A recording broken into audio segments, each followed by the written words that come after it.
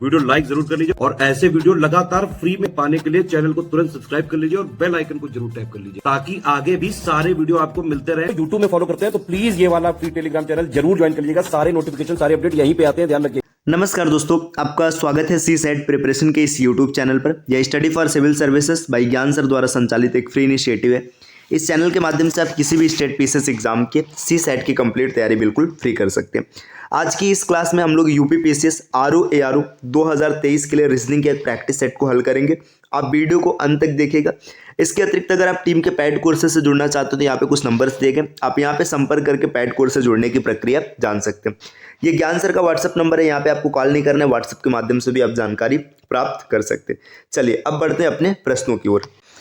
पहला प्रश्न यहाँ पर आपको दिया है, इसमें आपको क्वेश्चन मार्क का मान बताना है। तो देखिए इस प्रश्न में क्या पैटर्न चल रहा है, 4320 है ना, 4320 से बना है 720, फिर आगे 720 में क्वेश्चन मार्क का मान हमें नहीं पता है, फिर यहाँ पर 36 आ गया, 36 के बाद 12 और 12 के बाद 6। अगर आप इस क्वेश्चन के पैटर्न को देखेंगे तो यहाँ पे पता चलेगा 6 से भाग दिया गया, भाग किया गया 6 से। इसका मान आप नहीं निकाल सकते। यहाँ पे देखिए, यहाँ पर भाग किया गया 3 से और यहाँ पर भाग किया गया 2 से, है ना। तो इस तरीके से चीज़ें चल रही, 6 से भागे, 3 से भागे, 2 से भागे। तो अगर आप ध्यान से देखेंगे तो आपको कहीं ऐसा नहीं लग रहा है कि देखिए यहाँ पर ये 5 से भाग हो जाएगा और यहाँ पर 4 से भाग हो जाएगा। तो इस हिसाब से अगर हम देखेंगे तो 720 में जब 5 से भाग किया जाएगा तो 5 से भाग करने पर 144 मिलेगा। क्रॉस चेक करने के लिए आगे देख लेते हैं। 144 में 4 से अगर आप भाग करेंगे तो 36 मिलेगा। तो इसका बिल्कुल सही पैटर्न नहीं हो जाएगा। यहाँ पर भाग किया जा रहा है घटते हुए क्रम में, 6, 5, 4, 3 और 2। तो इसका बिल्कुल सही उत्तर हो जाएगा विकल्प 1।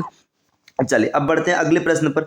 दूसरा प्रश्न यहाँ पर क्या दिया, आपको ये बताना है कि इसमें क्वेश्चन मार्क का मान क्या आएगा, है ना। तो देखिए 24 से 6 हुआ है, फिर 18 हुआ है, फिर 9 हुआ है, 36, 9 और 24, फिर क्वेश्चन मार्क।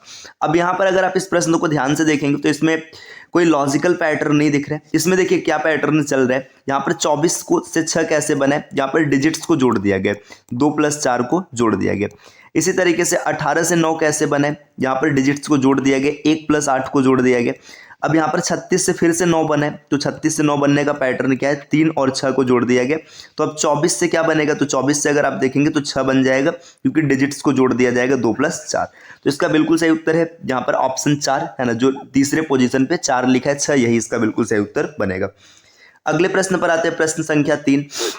प्रश्न संख्या 3 में क्या दिया गया, निम्नलिखित प्रश्न में एक श्रृंखला में आसन्न अक्षरों के बीच अक्षरों की बढ़ती संख्या को छोड़ दिया जाता है, निम्नलिखित में से कौन सी श्रृंखला इस नियम को पूरा करती है। मतलब ये बोला जा रहा है, जैसे देखिए बी जी, अभी इसको लिख के आगे समझाते हैं। देखिए यहाँ पे क्या बोला जा रहा है, इसको थोड़ा सा और स्पेस क्रिएट कर लेते हैं। ये लीजिए, ठीक है, यहाँ पर B G M T A, जैसे बी की प्लेस वैल्यू की बात करेंगे 2 होता है, जी का 7 होता है, एम का 13 होता है, टी का 20 होता है, ए का देखिए 1 होता है, लेकिन आपको आगे बढ़ना है तो 26 से आगे बढ़ेंगे तो 27 मान लेंगे। अब यहाँ पे देखिए ये बोला जा रहा है इसके बीच का जो गैप है, जैसे यहाँ पर 5 का गैप है, यहाँ पर 6 का गैप है, यहाँ पर 7 का गैप है, यहाँ पर 7 का गैप है। आपसे ये बोला गया ना कि जो गैप है बढ़ती श्रृंखला में, जैसे 5 है, 6 है, 7 है, तो फिर आगे 8, 9 ऐसा आना चाहिए, 7 नहीं आना चाहिए। तो ये गलत हो जाएगा। क्यों गलत हो जाए, क्योंकि देखिए 5, 6 सही है, 6, 7 सही है, लेकिन यहाँ पर ये बढ़ती हुई श्रृंखला में नहीं है, बराबर हो गया। देखिए आगे बी की बात करेंगे, देखिए बी दूसरे विकल्प में देखिए B G M S Z, B की प्लेस वैल्यू कितनी है 2, जी का है 7, एम का है 13, एस का है 18 और जेड का है 26। देखिए यहाँ पर 5 का गैप है, 6 का गैप है, यहाँ पर 5 का गैप है, तो 5 का गैप हो गया तो ये भी विकल्प कैंसिल हो जाएगा। अब आगे देखिएगा बी की प्लेस वैल्यू, देखिए B G M T B, B की प्लेस वैल्यू 2, जी का 7, एम का 13, टी का 20 और बी का 26 और 2 28। यहाँ पर गैप देखिएगा, देखिए 5 का गैप है, ये 6 का है, यहाँ पर 7 का और यहाँ पर 8 का है। तो बढ़ती श्रृंखला में गैप विकल्प तीसरे में, तो विकल्प तीसरा इसका बिल्कुल सही उत्तर हो जाएगा। जो B G M T B है इसमें बढ़ती श्रृंखला में गैप छूट रहा है। अब आते हैं अगले प्रश्न पर, प्रश्न संख्या 4।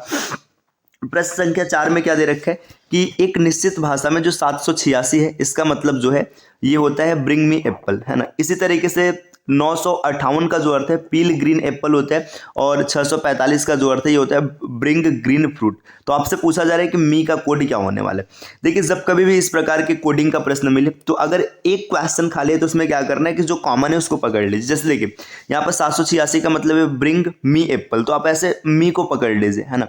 मी पूछा है तो देखिए मी कहीं आके मिल रहा है, दूसरे में मी नहीं दिख रहा है ना, तीसरे में भी मी नहीं दिख रहा है। इसका मतलब मी का कोड भी आगे कहीं नहीं मिलेगा। देखिए 786 में अगर आप देखेंगे, देखिए 8 यहाँ पर आ रहा है ना, तो इसका मतलब जो 8 है ना, ये मी का कोड नहीं बन सकता। अब 7 और 6 में से कोई एक बनेगा। अब आगे देखिए, इसमें देखिए 6 यहाँ पर आ रहा है, तो 6 भी इसका कोड नहीं बन सकता, तो बचा है सिर्फ 7, तो मी का कोड हो जाएगा 7, विकल्प तीसरा, है ना। अन्यथा आप चाहे तो लिख करके एक एक चेक कर सकते हैं, यहाँ पे इसका बिल्कुल सही उत्तर हो जाएगा 7। ठीक, आते हैं अगले प्रश्न पर। देखिए नेक्स्ट यहाँ पर दिया है कि अगर कारपेट को, देखिए जो कारपेट है CARPET, कारपेट का कोड लिखा गया है TCEAPR। अब आपसे पूछा जा रहा है किसी तरीके से नेशनल का कोड क्या होता है। देखिए कारपेट का कोड कैसे लिखा गया, सबसे पहले टी को इधर लाया गया है ना, अब सी को यहाँ दूसरे नंबर पे कर दिया गया, फिर यहाँ से ई को उठा कर लाया गया, फिर इसके बाद ए को यहाँ रख दिया गया, फिर यहाँ से क्या किया गया, देखिए पी को रखा गया और फिर आर को रखा गया। तो एक लेटर पीछे से आ रहा है और एक लेटर आगे से आ रहा है। तो इस तरीके से अगर हम लोग नेशनल को देखेंगे तो सबसे पहले एल आगे आएगा, तो जो विकल्प होगा उसकी शुरुआत एल से होगी। तो यहाँ पे देखिए पहला तो कैंसिल हो गया क्योंकि शुरुआत किससे हो रही है, एल से हो रही है। एल के बाद एन आएगा, है ना, एल के बाद एन आएगा, मतलब इसको रखना है, तो देखिए दूसरा भी यहाँ पे कैंसिल हो गया, है ना। इसके बाद यहाँ पे देखिए फिर ए को उठा कर लाएंगे, ए को उठा कर लाएंगे, अभी देखिए ये आपका ओ आ गया तो ये भी कैंसिल हो गया, विकल्प तीसरा सही हो जाएगा। पूरा लिखकर चेक कर लेते, देखिए ए के बाद फिर टी आएगा, देखिए यहाँ माफ कीजिएगा, ए के बाद फिर ए आएगा ना, क्योंकि यहाँ से देखिए ये दूसरे नंबर पर ए आ रहा है ना। फिर यहाँ से पीछे से एन उठा कर लाएंगे, है ना, एन के बाद अब टी आएगा, है ना, टी आएगा, फिर इसके बाद ओ लिखेंगे और ओ के बाद लास्ट में आई लिखेंगे, तो इसका बिल्कुल सही उत्तर ये हो जाएगा। ऐसे हम लोगों ने पहले उत्तर जांच कर लिया था। अब बढ़ते हैं आगे, प्रश्न संख्या 6 में दिया है कि जो पल्प है, पल्प से पेपर बनता है, तो हेम्प, हेम्प मतलब सन होता है, सन से क्या बनेगा, तो सन से बनता है रस्सी, तो इसका बिल्कुल सही उत्तर हो जाएगा विकल्प 1, रोप बनेगा, है ना। देखिए नेक्स्ट आगे बढ़ते हैं अगले प्रश्न पर।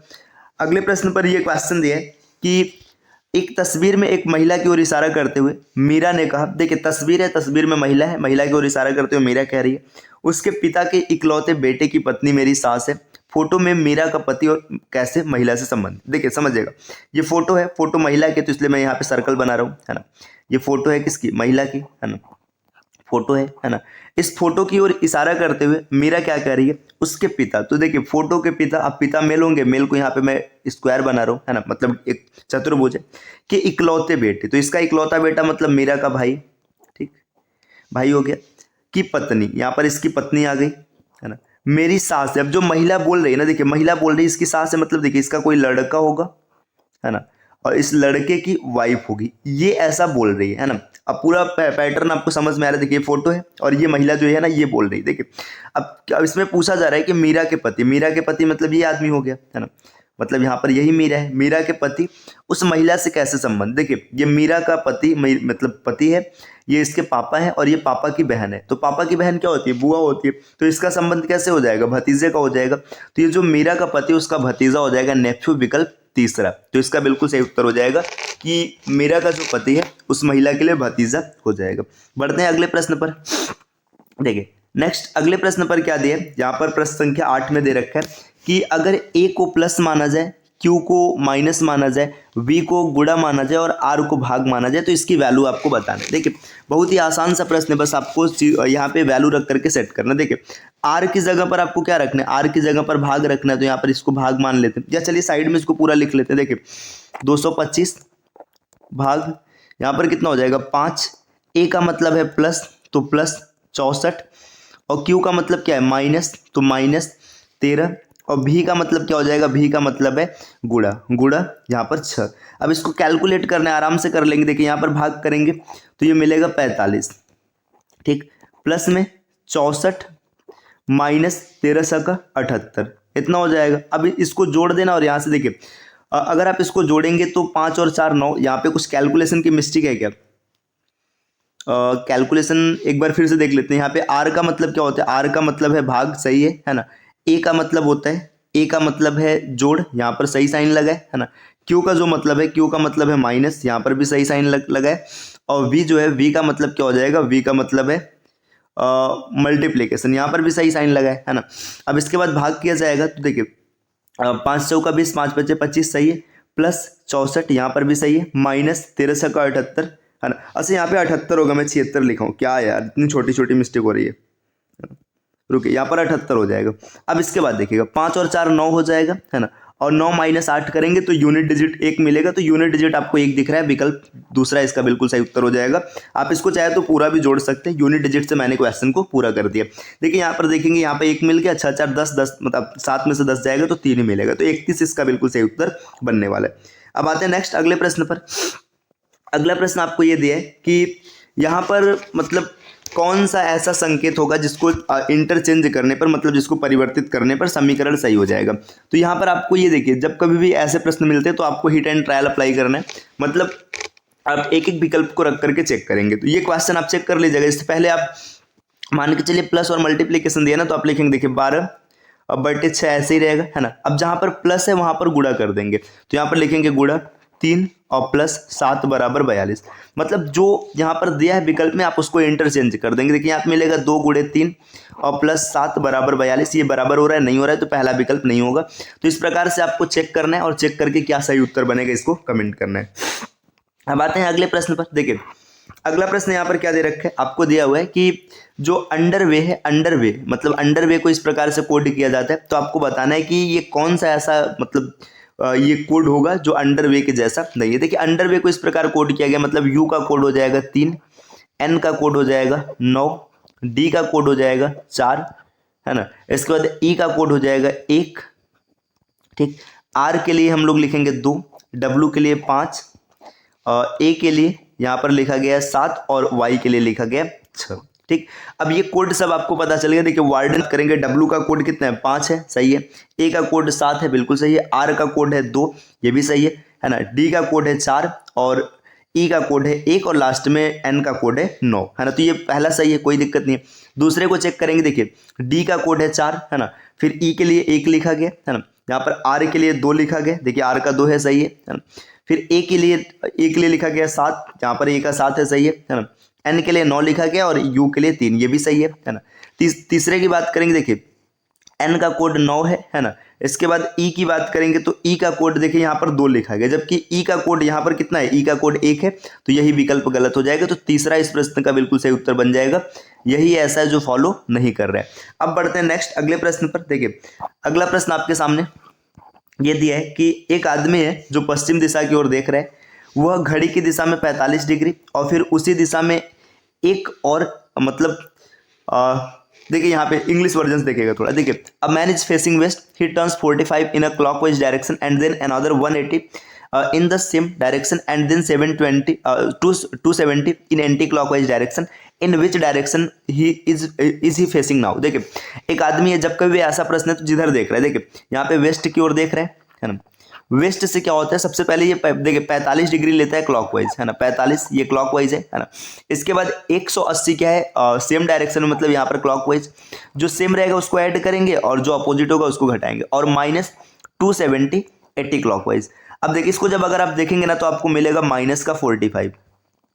-45 होने का मतलब ये कि देखिए क्लॉकवाइज यहाँ पे देखिए 180 था, 270 में से 180 निकलेगा, 90 बचेगा। यहाँ पर माइनस का 45, मतलब ये एंटी क्लॉकवाइज घूम रहा है, कितने डिग्री, 45 डिग्री। अब इधर देखिएगा, यहाँ पर ये नॉर्थ, साउथ, ईस्ट, वेस्ट, यहाँ पर आदमी था। अब यहाँ से 45 डिग्री जब एंटी क्लॉकवाइज घूमेगा तो इस डायरेक्शन में आ जाएगा। इस डायरेक्शन का नाम हो जाएगा नॉर्थ वेस्ट। नॉर्थ वेस्ट या फिर आप बोल सकते हैं उत्तर पश्चिम। तो इसका बिल्कुल सही उत्तर हो जाएगा विकल्प दूसरा, नॉर्थ वेस्ट। अभी वर्तमान में वो आदमी उत्तर पश्चिम में देख रहा है। अब आते हैं अगले प्रश्न पर। देखिए अगला प्रश्न क्या है, अगला प्रश्न यहाँ पर है कि जो जॉन है ना, मतलब जॉन ने 5 जनवरी 1965 को अपना विजय दिवस मनाया। अब बोला जा रहा है कि मतलब फिर से कब मंगलवार को मनाएगा। देखिए जब कभी भी ऐसा प्रश्न होता है तो जो वर्ष होता है 65 है, इसमें 4 से भाग करेंगे।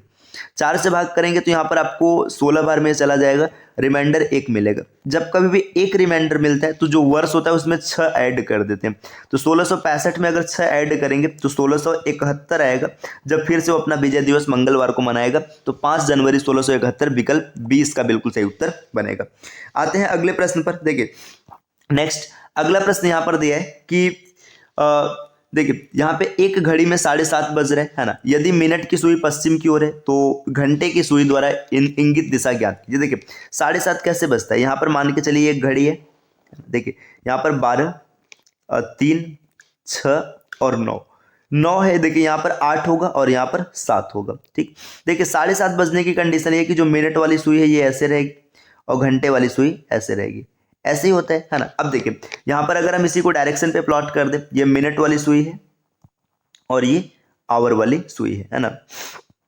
अब देखिए मिनट वाली सुई घंटा मतलब पश्चिम की ओर है ना, ये देखिए पश्चिम आ गया, तो यहाँ से पश्चिम से आप इधर आ जाएंगे तो ये आपको मिल गया वेस्ट और यहाँ पर मिल गया साउथ, तो साउथ वेस्ट की ओर इसका वो रहेगा, साउथ वेस्ट इसमें।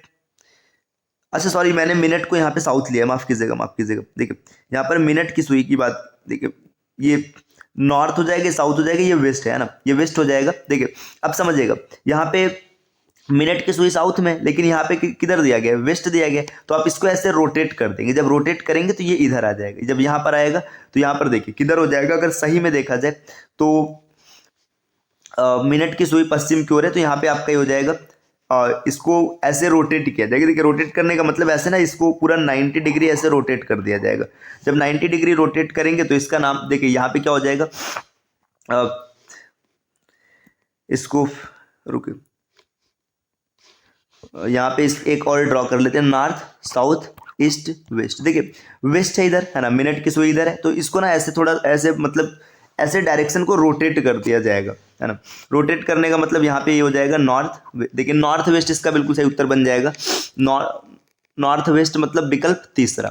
अब बढ़ते हैं अगले प्रश्न पर। देखिए अगला प्रश्न यहाँ पर क्या हो जाएगा कि यहाँ पर दिया है कि एक मतलब इस शब्द में इस प्रश्न में एक शब्द के बाद 4 अन्य शब्द दिए हैं। एक ऐसा शब्द जिसे दिए गए शब्दों के अक्षरों का उपयोग द्वारा नहीं बनाया जा सकता, उस शब्द को आपको खोजना है। देखिए यहाँ पे क्या दिया है ना, कमेंटेटर्स लिखा है। अब आपको बताना है कि कमेंटेटर से कौन सा शब्द यहाँ पर नहीं बनाया जा सकता। तो देखिए कमेंटेटर्स में जितने लेटर्स आ रहे हैं उनको एक एक करके चेक करेंगे। देखिए यहाँ पे ROTAT बात करेंगे, देखिए आर इसमें आ रहा है ना, O आ रहा है, TATE आ रहा है, तो ये बन जाएगा है ना। देखिए अगर कॉमन की बात करेंगे CO है ना, MMO और इसके बाद N, ये भी बन जाएगा। अब मूवमेंट्स की बात करेंगे, देखिए 2 बार M है सही है, O 1 बार है सही है, ENT ये भी बन जाएगा। जब इतनी चीजें बन जाएगी तो यहाँ पे सीधी सी बात है कॉस्मस नहीं बनेगा। अब कॉस्मस क्यों नहीं बनेगा समझिएगा, यहाँ पर 2 बार S आ रहा है जबकि इसमें सिर्फ 1 बार S का प्रयोग किया गया, तो जो कॉस्मस शब्द है ये इन कमेंटेटर से नहीं बनाया जा सकता। अब आते हैं अगले प्रश्न पर। देखिए प्रश्न संख्या यहाँ पर 15, इसमें क्या दिया हुआ है कि आप ये सिलॉक्स का एक प्रश्न है कि जितने भी मतलब ऑल टायर, जितने भी हॉल्स हैं सब क्या है, सब टायर है। ठीक, इसके बाद बोला जा रहा है some tyres are wheel, some tyres क्या है, व्हील्स है ना। ऑल व्हील्स आर कार, जितने के जितने व्हील्स हैं सब कार है ना। अब कंक्लूजन क्या दिया, सम कार्स आर व्हील। देखिए कार कुछ व्हील है, बिल्कुल सही है, ये कार का दायरा व्हील के अंदर है ना। सम कार्स आर टायर, कुछ कार टायर है, देखिए ये वाला हिस्सा कार भी है टायर भी है, सही हो जाएगा।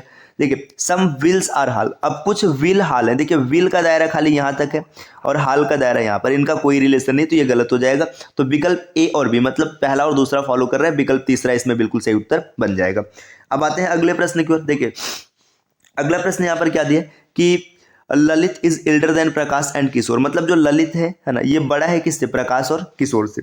ये ललित जो है ये बड़ा है प्रकाश से और किशोर से। प्रकाश और किशोर के बारे में अभी नहीं पता है। देखिए Mukesh is elder than Rakesh, देखिए जो मुकेश है ना, मुकेश ये एल्डर है किससे, राकेश, ये board, Mukesh is elder than Rakesh. ठीक है, और यहाँ पर राकेश ना। अब इसके बाद लेकिन but not as old as Lalit, लेकिन मुकेश ललित के जितना बड़ा नहीं है, मतलब राकेश से बड़ा है लेकिन ललित से क्या हो जाएगा, छोटा हो जाएगा। फिर आगे क्या बोला जा रहा है, प्रकाश इज यंगर देन राकेश, जो प्रकाश है ना, प्रकाश देखिए यहाँ पे प्रकाश है, प्रकाश क्या हो जाएगा, यंगर देन राकेश, मतलब यहाँ पे प्रकाश आ जाएगा। ठीक, अब इसके बाद बोला जा रहा है but is not the youngest, लेकिन ये सबसे छोटा नहीं, तो सबसे छोटा कौन हो जाएगा, किशोर हो जाएगा है ना। तो यहाँ पर किशोर को हम लोग रखेंगे है ना, ये सबसे छोटा हो जाएगा। ठीक, इसके बाद देखिए यहाँ पे पूरा पैटर्न सेट हो गया। अब यहाँ पे पूछा जा रहा है हु इज द एल्डेस्ट, सबसे बड़ा कौन है, तो सबसे बड़ा कौन हो जाएगा, ललित हो जाएगा। आपको क्वेश्चन को इत्मीनान से पढ़ना है, एक एक करके चीजें सेट हो जाएंगी। देखिए क्या बोला गया था, Lalit is elder than Prakash and Kishore, जो ललित था ये बड़ा था प्रकाश और किशोर से। प्रकाश और किशोर के बारे में नहीं पता था कि मतलब ये इसमें से कौन बड़ा कौन छोटा। ठीक, इसके बाद हमने दूसरा लाइन पढ़ा, Mukesh is elder than Rakesh, Mukesh जो है राकेश से बड़ा है, but not as old as Lalit, लेकिन ललित की जितना बड़ा नहीं, इसका मतलब ललित से छोटा हो जाएगा। देखिए 3 लोग क्रम में आ गए है ना। प्रकाश इज यंगर देन राकेश, जो प्रकाश है ना, प्रकाश जो यहाँ पे राकेश से छोटा है, ठीक है, but not is the youngest, लेकिन सबसे छोटा नहीं। तो एक आदमी बचा था कौन, किशोर, किशोर सबसे पीछे आ जाएगा, तो यहाँ पर ये पैटर्न पूरा सेट हो जाएगा। तो हु इज द एल्डेस्ट, सबसे छोटा, मतलब यहाँ पे सबसे बड़े के बारे में पूछा गया था, तो ललित सबसे बड़ा है, विकल्प एक इसका सही उत्तर बन जाएगा। देखिए ये आज की क्लास रही है ना, आज हम लोगों ने कुल एक प्रैक्टिस सेट को डन किया है ना, इसमें टोटल 16 क्वेश्चन थे। तो इस प्रकार के प्रैक्टिस सेट आपको लगातार मिलती रहेगी। बस इसके लिए आपको क्या करना है, सी सेट प्रिपरेशन चैनल को सब्सक्राइब करना है,